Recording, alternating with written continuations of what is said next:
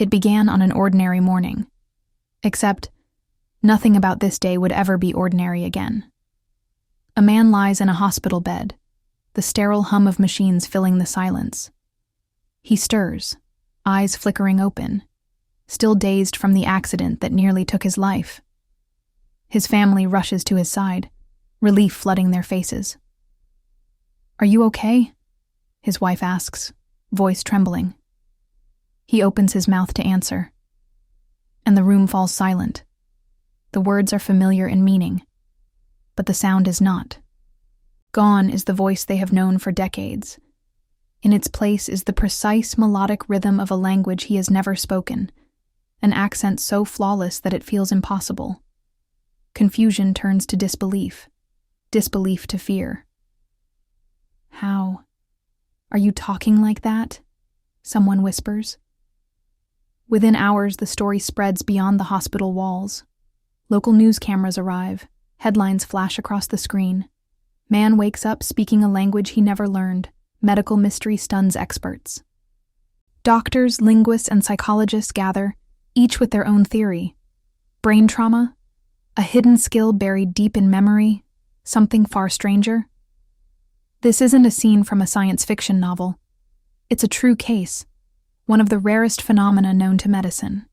And behind the headlines lies a story not just about language, but about identity, memory, and the very essence of self. Because when your voice changes overnight, who are you really? Before the headlines, before the stares, before the questions no one could answer, there was just him. Michael Reed lived the kind of life that rarely made the news. He was a high school history teacher in his mid-40s, known for the way his voice could fill a classroom without ever needing to shout. A warm, resonant tone, carrying a hint of playful sarcasm that made even the dullest lessons feel alive. Outside of school, he was a devoted husband and father of 2. Weekends meant soccer games, backyard barbecues, and half-finished DIY projects in the garage. His voice was part of all of it.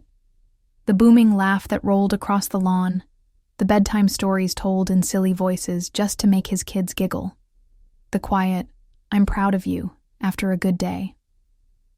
Friends describe him as magnetic, not because he was loud, but because he made you feel like you were the only one in the room when he spoke. "Mike had this way of talking to you," his longtime friend Daniel recalls. "Like your words mattered, and his did too." The night before the accident, everything was normal. Michael and his wife, Laura, sat on the couch watching an old comedy they'd seen a dozen times. They bantered, trading familiar one-liners from the film. "You know you've said that same joke every time we watch this," she teased. "And you still laugh every time," he shot back, with that trademark smirk in his voice. It was the last time she heard that voice. The next morning, there would be no warm sarcasm, no familiar rhythm of speech she'd known for more than 20 years. Instead, when Michael opened his mouth, something entirely new would emerge. Something so foreign it would send shivers down the spines of everyone who loved him. And for Michael, the man who had built his life, his career, and his identity around that voice, it would mark the moment his world quietly tilted into the unimaginable. It happened on a wet Tuesday morning, one of those days when the sky feels too heavy, pressing low over the city. Michael remembers pieces of it, scattered like shards of glass. The slick road, the blare of a horn, the sickening crunch of metal against metal. Then, nothing. When he opened his eyes, the world was too bright. The antiseptic sting of a hospital room clung to the air. His head pounded in a slow, punishing rhythm. Tubes, wires, and the steady beep. Beep. Beep of a heart monitor reminded him he wasn't home. A nurse leaned over, relief flooding her face. "Mr. Reed, you're awake. You're going to be okay." Michael tried to answer. His mouth felt dry, his throat tight. "Oui, je ne comprends pas." The words weren't his. Not the sound, not the shape, not the music of his own voice. They slid out in perfect French, a language he had never studied, never spoken, not beyond the fragments picked up from movie subtitles. The nurse froze. Her pen slipped from her fingers and rolled across the tray. Sir, why are you talking like that?" Before he could ask what she meant, Laura rushed into the room. Her hands trembled as she took his. "Michael, say something." Je suis désolé," he stammered, the syllables flowing effortlessly, but foreign to his mind. Her expression broke, confusion wrestling with fear. "Mike, you sound different. Completely different." He shook his head, wincing at the pain in his skull. Sound different? His voice sounded fine to him, until the nurse held up her phone, switched to the recorder, and asked him to speak again. "Mon nom est Michael Reed," he said automatically. She played it back. The voice that filled the room was not his. It was lighter, sharper, threaded with an accent that didn't belong to him. The cadence, the vowels, everything was wrong. Michael felt his chest tighten. That's not me."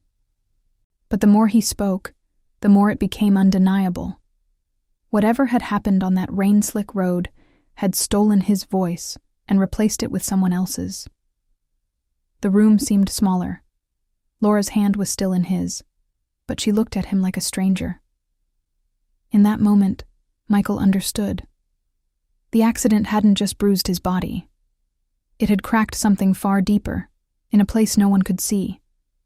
And it had let something else slip through. Something that spoke in a voice he didn't recognize. The morning after his release from the hospital, Michael stood in front of the bathroom mirror, gripping the edge of the sink so hard his knuckles turned white. The face staring back was familiar. The same faint scar on his chin, the same tired blue eyes. But the moment he opened his mouth, the man in the glass became someone else entirely. "I am Michael Reed," he said slowly, enunciating every word, willing them to sound like they used to. But the accent curled around each syllable, smooth and foreign, as if it had been etched into his throat overnight. He tried again, and again. Louder, then softer. Faster, then painfully slow. No matter how hard he pushed, the same lilting French inflection poured out. It mocked him. The first time he went to the grocery store, it got worse. A cashier smiled and said, "Where in France are you from?" I'm from here," he replied, but it sounded like a lie even to his own ears. Neighbors he'd known for years started asking when he'd moved back from Europe. Strangers assumed he was a tourist. At first, Michael laughed it off, but every assumption chipped away at something invisible. Laura tried to comfort him. "Maybe you were always good at languages. Maybe it's been in you this whole time." His best friend Dan had his own theory. "Dude, maybe your brain unlocked some secret skill. Like, you're secretly bilingual." But Michael knew better. This wasn't talent. This was theft. At night, he'd lie in bed replaying old home videos on his phone. His daughter's birthday, last summer's barbecue, the camping trip by the lake. His old voice would echo through the speakers, warm, steady, his. And then he'd try to speak along with the recordings, hoping to match the rhythm, the sound, the man he used to be. It never worked. The stranger's voice always won. One evening, staring at the mirror again, he whispered, "If my voice isn't mine, who am I now?" The question hung there, unanswered, bouncing between the man and his reflection. Two versions of himself, separated by nothing more than sound. And in that moment, Michael realized something terrifying.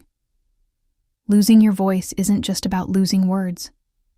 It's about losing the part of yourself that tells the world who you are. By the time Michael had seen his third specialist, the whispers in the waiting rooms had become routine. People couldn't help but turn when he spoke. It wasn't the words, it was the way he said them. The soft French vowels, the delicate rhythm. none of which had been his before the accident. Dr. Karen Holt, a neurologist at the city's leading brain injury clinic, leaned back in her chair as she flipped through Michael's scans. "What you're experiencing," she said carefully, "has a name. It's called foreign accent syndrome." Michael blinked. "That's a real thing?" "Yes," she nodded. "But it's incredibly rare. Fewer than 100 documented cases worldwide since it was first described in 1907. She tapped on the MRI image, circling a faint shadow on the left side of his brain. "It happens when there's damage to the areas that control the rhythm, melody, and movement of speech. The words themselves are the same, but the music of them changes." She explained that the brain's speech center, particularly the left frontal lobe, is like a conductor of an orchestra. If the conductor falters, the music sounds different. The vowels stretch, the pitch rises or falls in unexpected places, and the cadence shifts. It's not really a foreign language, but to the human ear, it mimics one. Other experts weighed in. Dr. Anand Patel, a psychiatrist specializing in trauma, offered a different angle. Sometimes speech changes aren't just neurological. Severe psychological trauma can alter how a person speaks. The brain rewires patterns as a defense, almost as if it's hiding the person behind a new voice. But here's where things got messy. Some in the medical community insisted it was purely physical, a consequence of damaged neural pathways. Others believed the mind's role couldn't be dismissed. There were cases where no visible brain injury was found, yet the accent persisted. Was it all in their heads? Or was the injury too subtle for current scans to detect? The controversy deepened when Michael appeared on a local radio interview. Listeners called in, some expressing sympathy, others openly doubting him. "Sounds fake," one caller scoffed. "Nobody just wakes up talking like they're from France." Michael hated those comments, but he couldn't escape them. Even some friends quietly wondered if it was psychological, something he could snap out of if he really tried. Dr. Holt had warned him this might happen. "Because it's rare, people either romanticize it or they think you're faking. Both are exhausting." In the end, all the theories left Michael with more questions than answers. Was this a wound in his brain, a scar on his mind, or some strange combination of both? And perhaps the most unsettling thought of all, if his voice had changed once, could it change again? The first place Michael felt the weight of his new voice was at work. As a regional sales manager, he'd built his career on quick rapport and easy charm. But now, every meeting began with the same awkward pause. Colleagues tilted their heads, processing the accent before hearing the words. A few laughed nervously. One client actually complimented his commitment to the role play, assuming it was some bizarre marketing tactic. In the break room, whispers floated behind his back. "He sounds like he's from Paris now," someone murmured. Another replied, "Or maybe Quebec. I don't know, it's weird." Social life wasn't easier. Old friends struggled to reconcile the man they knew with the voice they didn't. Dinners turned into interrogations. Say this word, now that one. Do it again. His patience wore thin.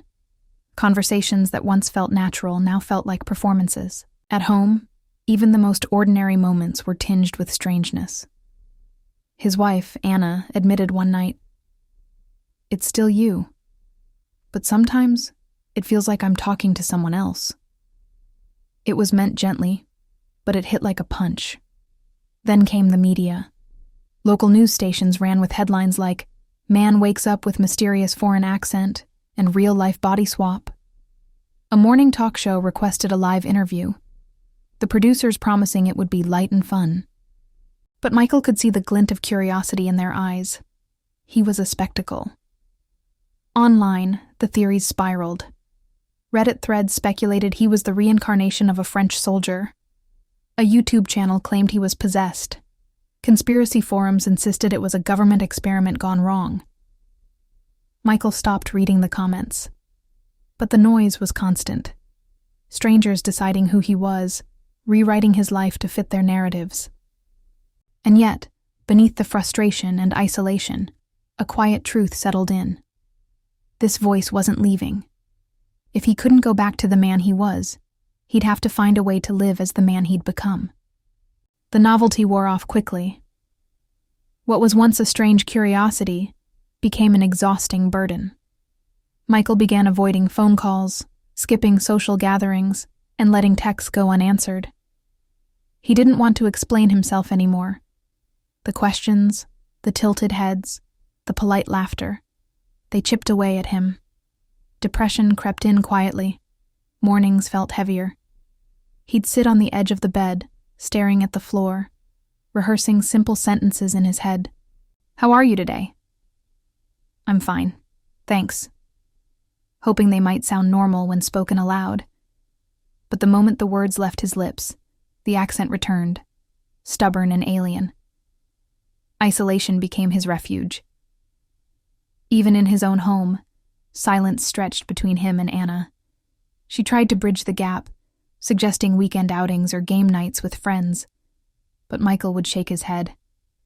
"Not today," he'd say softly, knowing the real answer was maybe not ever. It was Anna who convinced him to try speech therapy. Twice a week, he sat in a small, brightly lit room with a patient therapist who guided him through vowel drills and breathing exercises. They worked on pitch, cadence, and articulation, tiny steps toward reclaiming a voice that felt lost. Progress was slow, and every small victory carried its own bittersweet sting. One afternoon, after managing to pronounce a phrase in his old accent, he smiled, only to have the next sentence betray him completely. He slumped in his chair. "It's like chasing a ghost," he muttered. Months passed. The therapy helped him speak more clearly, but the accent never left. Eventually, the battle shifted from changing his voice to changing his relationship with it. One day, standing before a mirror, Michael stared at his reflection. The same brown eyes, the same lines of age and experience. And yet, the voice that emerged belonged to someone else. Instead of fighting it, he whispered to himself, "Maybe this is my second life." It was a small moment, but a turning point. Acceptance didn't erase the loss, but it loosened its grip. His voice might never return, but perhaps it didn't have to. Maybe this new version of himself deserved to be heard exactly as it was. Our voices are more than sound. They're the invisible fingerprints of who we are. The way loved ones find us in a crowded room. The rhythm of our laughter. The warmth or edge in every word. For Michael, losing his old voice was like losing a piece of himself. A version of his identity that could never be replicated. In the quiet moments, he still thought about the way he used to sound, the familiar cadence, the easy comfort it brought to conversations. But over time, the ache shifted. Instead of mourning what was gone, he began to wonder what this new voice could mean.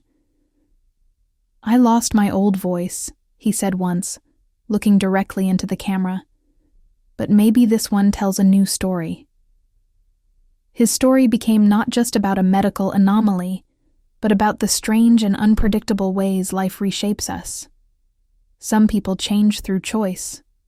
Others are changed without warning. Across the world, medical literature records fewer than 100 confirmed cases of foreign accent syndrome in documented history. A number so small it could fit inside a single auditorium. And yet, for those who live with it, the impact is immeasurable. As the screen fades, his voice, the voice he never asked for, but has now learned to live with, echoes one last time. Sometimes, the strangest thing you can hear is your own voice.